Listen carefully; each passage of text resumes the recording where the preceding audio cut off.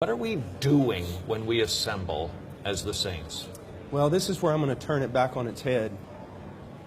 In most churches in America, if I walked in, I wouldn't know what they were doing, to be honest with you, because we have left behind the doctrine of sola scriptura in the church. So churches are basically based on the cleverness and pragmatism and charismatic personality of leaders.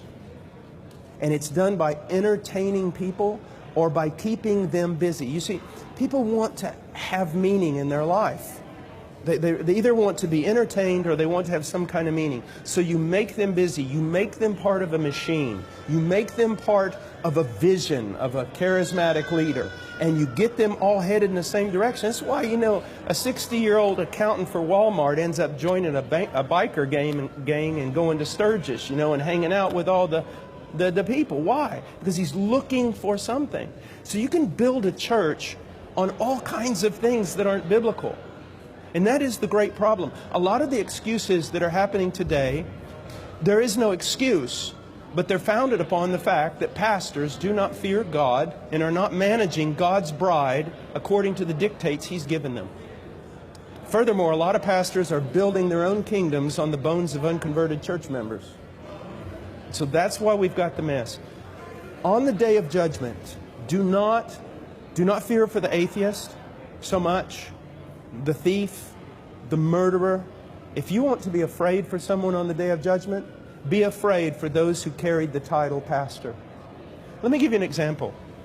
I gave this example last night. Let's say that a king had a bride. He loved her. He dressed her in white. She was pure and precious to him. And the people admired her for her virtue, for her merit. And the king has to go on a long journey. And so he tells his steward, he calls his steward in and he says, here are the directions, and you are to care for my bride. You do not deviate from this, not one jot or tittle. And when I come back, you'll be rewarded. Or I'll come back and you will be severely punished. Keep this book, these instructions with regard to her. Well, after a few years, this steward realizes that the people are losing their loyalty in the king.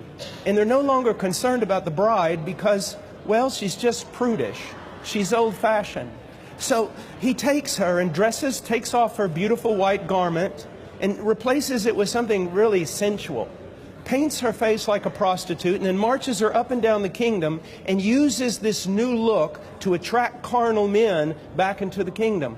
When that king comes back, there are no words to describe what he will do to that steward. And when Jesus Christ comes back, there are no words to describe what he will do to many of these men who call themselves pastors, who have done to his bride exactly what the steward did in that parable I just told.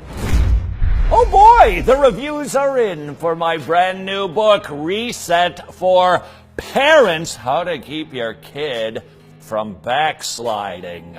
I bought Reset for Parents and have ordered 6 more copies since. It's like sowing a seed to give to others. I finished reading it today and it is wunderbar, a very good resource for those of us that need a reminder of how and why to disciple our children. A must-read! Exclamation point, exclamation point. Thank you, Mr. and Mrs. Collins. To get your copy of Reset for Parents, How to Keep Your Kid from Backsliding, you can buy it at WRETCHED.tv/reset or join the club, become a monthly supporter, and you get the book for free. Now that's an offer you can't beat with a stick. WRETCHED.tv/reset.